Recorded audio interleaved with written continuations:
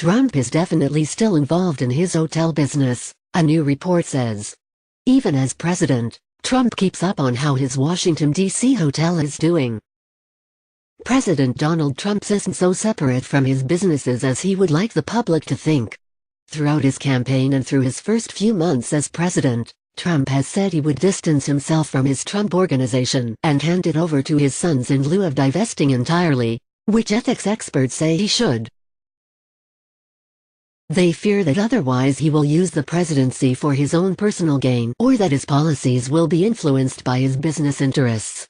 As far as the president's flagship hotel in Washington, D.C. goes, Trump is definitely still involved.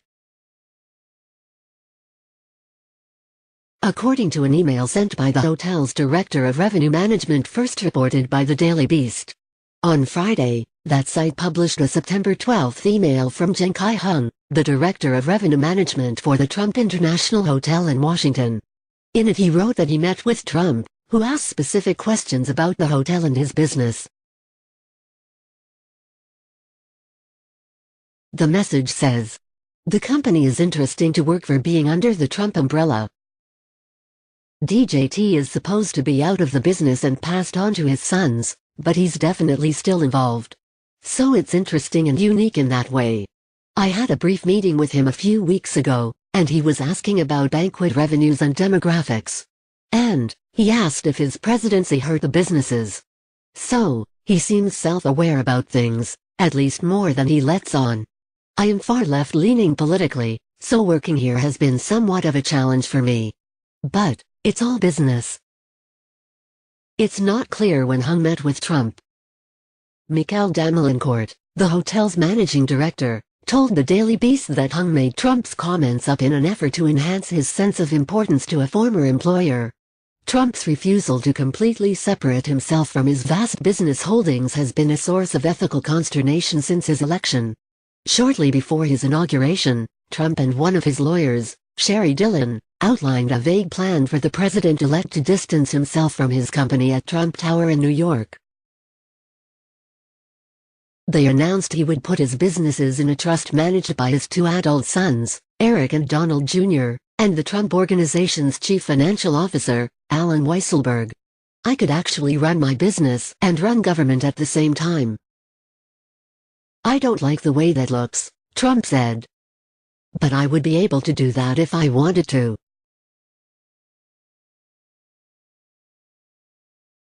Ethics experts have argued that Trump should sell off his assets entirely and put their value into a blind trust, an investment portfolio of which he would have no knowledge or control. The president is now entering a world of public service, Walter Shaub, former director of the Office of Government Ethics, the government agency that oversees executive branch policies related to conflict of interest, said in a speech at the Brookings Institution at the start of the year. He's going to be asking his own appointees to make sacrifices. He's going to be asking our men and women in uniform to risk their lives in conflicts around the world. So no, I don't think divestiture is too high a price to pay to be the President of the United States of America. Shaub resigned in July to join the Campaign Legal Center, a group that works on campaign finance and ethics in government. In working with the current administration, it has become clear to me that we need improvements to the existing ethics program, he said in a press release at the time.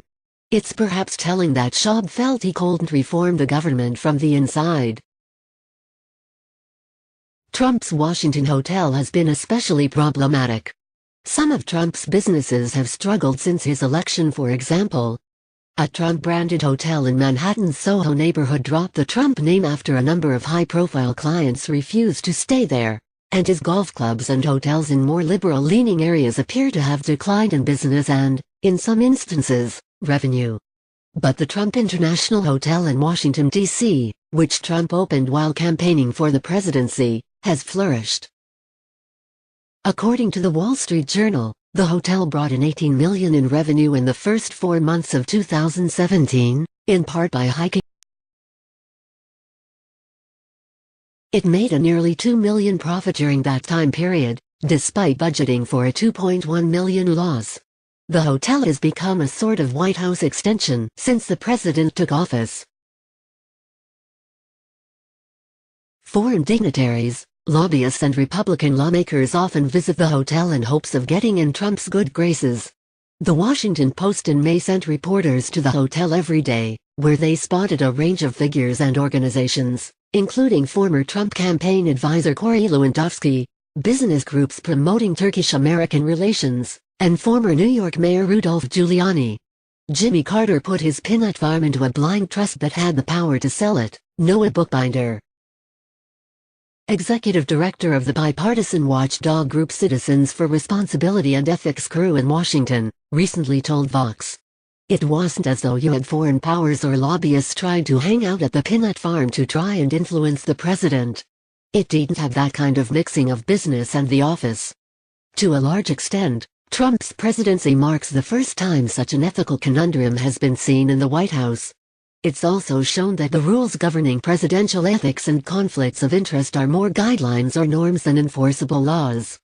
Crew sued the president in January, claiming that Trump's business interests were causing conflicts of interest and violating the U.S. Constitution, specifically the Foreign Emoluments Clause, which prohibits Trump from receiving anything of value from foreign governments.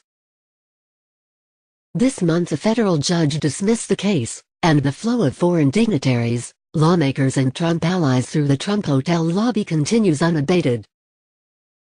Our statement as released from Michael Damelincourt is accurate and there is nothing more to add, said Trump International Hotel spokeswoman Patricia Tang in an email. There is no conflict of interest. Thank you for watching. For the follow-up, subscribe to the channel yourself here. These were real problems. When you look at the things that they did, and Holder protected the president. And I have great respect for that, I'll be honest, I have great respect for that. Read that again. Trump's premise in this section appears to be that President Obama engaged in a wide array of criminal, undemocratic, and negligent behaviors, but his Attorney General protected him from justice. And Trump's conclusion is that Obama's Attorney General did his job well. To Trump, the Attorney General doesn't serve the country, or the Constitution, but the president. Trump does not know what he doesn't know, and he overestimates what he does know. The interview is not done. I know more about the big bills than any president that's ever been in office, whether it's health care and taxes, especially taxes, and if I didn't, I couldn't have persuaded 100. You ask Mark Meadows in Audible. I couldn't have persuaded 100 congressmen to go along with the bill. The first bill, that was ultimately, shockingly rejected. I know the details of taxes better than anybody, better than the greatest CPA. I know the details of healthcare better than most. And if I didn't, I couldn't have talked all these people into doing ultimately only to be rejected. In psychology, there's an idea known as the Dunning-Kruger effect. It refers to research by David Dunning and Justin Kruger that found the least competent people often believe they are the most competent because they lack the very expertise needed to recognize how badly they're doing. This dynamic helps explain comments like the one Trump makes here. Over the course of reporting on the Trump White House, I have spoken to people who briefed Trump and people who have been briefed by him. I've talked to policy experts who have sat in the Oval Office explaining their ideas to the president and to members of Congress who have listened to the president sell his ideas to them. I've talked to both Democrats and Republicans who have occupied these roles. In all cases, their judgment of Trump is identical. He is not just notably uninformed but also notably difficult to inform. His attention span is thin, he hears what he wants to hear, he wanders off topic, he has trouble following complex arguments. Trump has trouble following his briefings or even correctly repeating what he has heard. This is all perfectly evident if you listen to Trump discuss policy in public even momentarily. For instance, in this same New York Times interview, he tries to explain how he's changed Obamacare. So now I have associations, I have private insurance companies coming and will sell private health care plans to people through associations. That's gonna be millions and millions of people. People have no idea how big that is. And by the way, and for that, we've ended across state lines. So we have competition. That I am allowed to inaudible state lines. So that's all done. Now I've ended the individual mandate. And the other thing I wish you'd tell people. So when I do this, and we've got health care, McCain did his vote. We've created associations. Millions of people are joining associations. Millions. that were formerly in Obamacare or didn't have insurance, or didn't have health care. Millions of people. That's gonna be a big bill, you watch. It could be as high as 50% of the people, you watch. So that's a big thing. And the individual mandate. So now you have associations, and people don't even talk about the associations. That could be half the people are going to be joining up, with private and audible. So now you have associations and the individual mandate. I can, with some effort, untangle what Trump might have been trying to say here, but it's incoherent. So suffused with half-related ideas and personal obsessions, why did Trump feel the need to bring up McCain's vote here, that it's hard to say for sure. At best, Trump is saying something that is comprehensible but incorrect. He signed an executive order making it easier to form association health plans, which are health plans formed by groups of small businesses, and making it easier for those plans to skirt Obamacare's insurance regulations and to contain small businesses from multiple states. As of now, and Trump doesn't seem to realize this, it's just an executive order. The rules defining and implementing it have not been written, so it is not yet happening. And we don't know how it will work in practice, much less how many people may eventually sign up. Nor does the order actually get rid of the prohibition on selling insurance across state lines. For most people it's only for this one kind of plan, which will only serve a tiny minority of the health insurance market. Whatever Trump is saying, it does not reveal much familiarity with health policy, or even with the status and limits of his own actions. And yet Trump believes himself, on policy, to be the most informed president in American history. As the Dunning-Kruger effect suggests, he doesn't know how much he doesn't know, and that, combined with his natural tendency toward narcissism, has left him dangerously overconfident in his own knowledge base. Speaking of narcissism, we're going to win another 4 years for a lot of reasons, most importantly because our country is starting to do well again and we're being respected again. But another reason that I am going to win another 4 years is because newspapers, television, all forms of media will tank if I am not there, because without me, their ratings are going down the tubes. Without me, the New York Times will indeed be not the failing New York Times, but the failed New York Times. So they basically have to let me win. And eventually, probably 6 months before the election, they'll be loving me because they're saying, please, please, don't lose Donald Trump. What is one even to say about this? Is it a joke?